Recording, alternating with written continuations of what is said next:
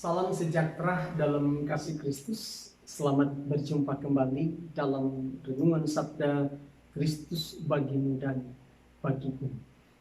Renungan kita kali ini kita akan membahas di dalam Injil Lukas pasal yang ke-24 ayat yang ke-50 sampai ayatnya yang ke-53. Dan kisah ini mengungkapkan tentang peristiwa kenaikan Kristus ke surga. Peristiwa yang mengagumkan, peristiwa yang sekaligus juga mengharukan bagi para murid pada waktu itu. Saya membacakan bagi kita semua di dalam Injil Lukas 24 ayat 50 sampai dengan ayatnya yang ke-53. Lalu Yesus membawa mereka keluar kota sampai dekat Betania. Di situ ia mengangkat tangannya dan memberkati mereka.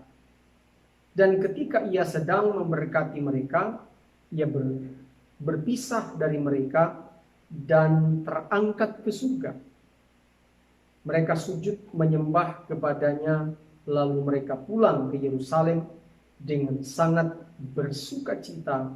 Mereka senantiasa berada di dalam bait Allah dan memuliakan Allah. Nah, kisah di mana proses terangkatnya Kristus ke surga ini menandakan sebuah babak yang baru bagi para murid, di mana mereka harus menjalani kehidupan ketika Kristus itu akan terangkat dan dia naik ke surga. Dan kalau kita lihat di sini, babak baru yang akan dijalani oleh para murid tidak ditinggalkan dengan yatim piatu sebagaimana yang dijanjikan oleh Yesus dalam Injil Yohanes pasal 14 bahwa jangan gelisah hatimu, percayalah kepada Allah dan percayalah juga kepadaku. Di sana dijelaskan bahwa Kristus itu berjanji kepada mereka bahwa ketika Kristus itu akan naik ke surga, maka Kristus menyediakan tempat bagi mereka. Dan ini juga menjadi bahagian bagi kita orang-orang yang percaya kepada Kristus. Dan apa yang ingin dinyatakan Kristus lewat proses di mana dia terangkat ke surga, itu menandakan kembali kepada para murid bahwa mereka harus siap menghadapi segala risiko dan kemungkinan ketika mereka akan menjalani kehidupan sebagai saksi-saksi Kristus. Nah, ayat 50 kalau kita baca, lalu Yesus membawa mereka keluar kota sampai dekat Betania. Jadi cara yang terbaik untuk melatih para murid ini agar memahami bahwa tanggung jawab mereka begitu besar, sehingga Yesus membawa mereka keluar dari kota dan dibawalah mereka di satu tempat, dikatakan di dalam Alkitab dekat Betania, di mana di sana ada sebuah bukit yang bernama Bukit Zaitun. Lalu Kristus membawa mereka dan di situ ia mengangkat tangannya dan memberkati mereka. Jadi kalau kita lihat di dalam ayat yang ke-50 ini, ketika Yesus membawa para murid ya sampai di Bukit Zaitun, maka sebelum Kristus lebih jauh terangkat, maka Yesus memberikan sebuah wejangan kepada mereka. Bahkan sebelum Kristus memberkati mereka, ada pertanyaan-pertanyaan yang diajukan oleh para murid, termasuk adalah bagaimana memulihkan kerajaan bagi Israel. Maka dalam Kisah Para Rasul pasal yang pertama kalau kita lihat dan baca di sana bahwa ada murid yang bertanya kepada Kristus waktu mereka berkumpul sebelum Kristus terangkat ke surga. Maka bertanyalah mereka yang berkumpul di situ, Tuhan, maukah Engkau pada masa ini memulihkan kerajaan bagi Israel? Jadi inilah yang sebetulnya menjadi pergumulan para murid, bahkan orang-orang yang memahami bahwa Kristus itu adalah Mesias yang seharusnya memulihkan kerajaan bagi Israel. Tetapi Kristus memiliki pendapat yang berbeda. Kenapa? Karena memang Kristus datang bukan memulihkan kerajaan bagi Israel, tetapi kerajaan rohani yang seharusnya yang menjadi bagian penting bagi para murid pada waktu itu. Sehingga mereka masih ragu, mereka masih berpikir, apakah ini adalah Yesus adalah Mesias yang memang akan memimpin mereka sebagai sebuah kerajaan Israel yang penuh damai. Tetapi apa yang dipikirkan oleh mereka tentunya berbeda dengan apa yang dipikirkan mengenai kerajaan Allah bagi Kristus, bagi Yesus pada waktu itu. Sehingga ketika mereka bertanya kepada Yesus tentang maukah Engkau memulihkan saat ini kerajaan bagi Israel, maka Yesus menjawab mereka di dalam ayat yang ke-7, Engkau tidak perlu mengetahui masa dan waktu yang ditetapkan Bapa sendiri menurut kuasanya. Yesus menjawab mereka bahwa kamu tidak perlu tahu. Kenapa? Karena memang kerajaan Israel itu akan dipulihkan hanya menurut kehendak Bapa sendiri. Yang sekarang kita bisa memahami bahwa kerajaan Israel itu sudah dipulihkan oleh Tuhan. Cukup panjang sekali itu digenapi di sekitar tahun 1948. Maka bangsa Israel itu digenapi, dan itu yang ditanyakan oleh para murid. Kerajaan Israel dipulihkan oleh Tuhan. Tepat masa dan waktu yang ditetapkan oleh Tuhan. Nah, itu sebabnya di dalam ayat yang ke-8, maksud daripada Kristus adalah bukan kerajaan Israel, tetapi kerajaan rohani atau kerajaan Allah di mana Yesus bertakhta sebagai raja. Ayat 8, tetapi kamu akan menerima kuasa kalau Roh Kudus turun ke atas kamu, dan kamu akan menjadi saksiku di Yerusalem dan di seluruh Yudea dan Samaria dan sampai ke ujung bumi.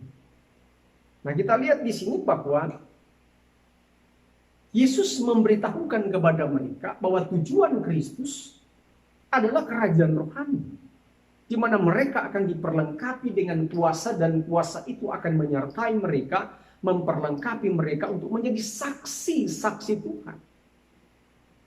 Menjadi saksi Kristus. Dan Yesus memberitahukan bahwa saksi dimulai dari Yerusalem, di seluruh Yudea, Samaria, bahkan sampai ke ujung bumi. Maka di ayat 9, sesudah ia mengatakan demikian, terangkatlah ia, disaksikan oleh mereka, dan awan menutupnya dari pandangan mereka. Nah, kalau kita sinkronkan dengan Lukas pasal 24, ya, di ayat yang ke-50, kita lihat di sana bahwa sebelum Kristus terangkat ke surga, ya, bahkan Yesus dikatakan di dalam ayat 50 memberkati mereka. Ya. Kedua tangan Kristus terarah kepada para murid sebelum dia terangkat ke surga. Dan kalau kita lihat dampak daripada berkat yang dinyatakan Kristus kepada para murid sebelum dia terangkat ke surga, ini sebetulnya menandakan kepada mereka bahwa berkat itu sebagai tanda penyertaan Tuhan. Tanda bahwa mereka itu akan disertai oleh Tuhan. Di mana Tuhan berjanji bahwa Tuhan juga akan mengirimkan Roh Kudus sebagai penolong yang akan menyertai mereka sebagai saksi Tuhan. Nah, itu sebabnya berkat itu menjadi penting bagi mereka. Yang memang di awal-awal mereka ketika berpisah dengan Tuhan, mereka menjadi takut. Bahkan Alkitab mencatat dalam Injil Yohanes, mereka mengunci diri. Kenapa? Karena takut kepada orang-orang Yahudi. Tetapi ketika itu Tuhan muncul di tengah-tengah mereka, memberitahukan kepada mereka damai sejahtera bagi. Bahkan bukan cuma itu saja, tetapi kalau kita lihat di dalam Injil Lukas pasal 24 ayat 45, kalau kita lihat, lalu ia membuka pikiran mereka sehingga mereka mengerti kitab suci. Selama ini mereka tidak mengerti tentang arti kebenaran Tuhan yang disampaikan Tuhan kepada mereka sampai Tuhan membuka pikiran mereka. Setelah Kristus mati, setelah Kristus bangkit, bahkan ketika Kristus menyatakan diri, mereka belum juga mengerti akan kitab suci. Dan itu hanya dibuka oleh Tuhan. Dan kita lihat bahwa dalam Lukas pasal yang ke-24 ayat 45 dijelaskan, maka Tuhan membuka pikiran mereka agar mereka mengerti kitab suci tentang kematian dan kebangkitan Kristus. Nah, inilah yang sebetulnya menjadi titik tolak bagi para murid. Tuhan yang buka pikiran mereka agar mereka mengerti tentang kitab suci. Saya percaya bahwa menjadi juga perenungan kita semua. Maka arti dari kenaikan Kristus ke surga, bahkan ketika Kristus memberikan Roh Kudus-Nya kepada kita, supaya kita mengerti akan kehendak Allah di dalam kehidupan kita sebagai orang yang percaya kepada Kristus. Nah, kita lihat di sini bahwa dijelaskan oleh Yesus kepada para murid ketika dia akan terangkat ke surga. Yesus memberkati mereka. Dan ketika ia sedang memberkati mereka, ia berpisah dari mereka dan terangkat ke surga. Jadi kita lihat bahwa berkat yang diberikan oleh Yesus melalui penumpangan tangan kepada para murid saat ia terangkat ke surga, ini menunjukkan tentang penyertaan Tuhan yang senantiasa kepada para murid. Dan ini juga menjadi bagian penting bagi kita orang yang percaya kepadanya. Murid-murid tidak merasa lagi takut, tetapi mereka merasa ada kekuatan baru dalam diri mereka karena berkat yang dinyatakan Tuhan atas mereka. Nah, itu sebabnya di dalam ayat yang ke-52, mereka sujud menyembah kepadanya, lalu mereka pulang ke Yerusalem dengan sangat bersuka cita. Jadi ketika Tuhan memberkati, ketika Yesus memberkati mereka, mereka sujud kepada Tuhan. Mereka menyembah kepada Tuhan. Pada saat Kristus menyatakan itu kepada mereka, mereka kembali ke Yerusalem dengan sukacita. Jadi berpisahnya Kristus dengan mereka adalah perpisahan yang memberikan dampak sukacita bagi para murid. Mereka tidak menjadi takut lagi. Kenapa? Karena mereka percaya akan janji Tuhan. Mereka percaya akan berkat yang diberikan Tuhan kepada mereka. Sehingga mereka mengalami sukacita yang besar. Sehingga kita lihat di sini, di dalam ayat yang ke-53, mereka senantiasa berada di dalam bait Allah dan memuliakan Allah. Jadi dampak dari sukacita yang mereka alami karena mereka percaya akan berkat, percaya akan janji Tuhan kepada para murid. Sekalipun mereka belum mengalami apa yang namanya kehadiran Roh Kudus secara penuh atas mereka, Tapi Tuhan telah mengembusi mereka dengan Roh Kudus, memberikan mereka sukacita, memberikan mereka pengharapan, dan sukacita itu mewarnai kehidupan mereka. Bukan hanya sebuah refleksi saja, dengan kata-kata mengucap syukur kepada Tuhan, tetapi dalam sikap dan tindakan mereka, kita lihat di ayat 53, mereka senantiasa berada di dalam bait Allah dan memuliakan Allah.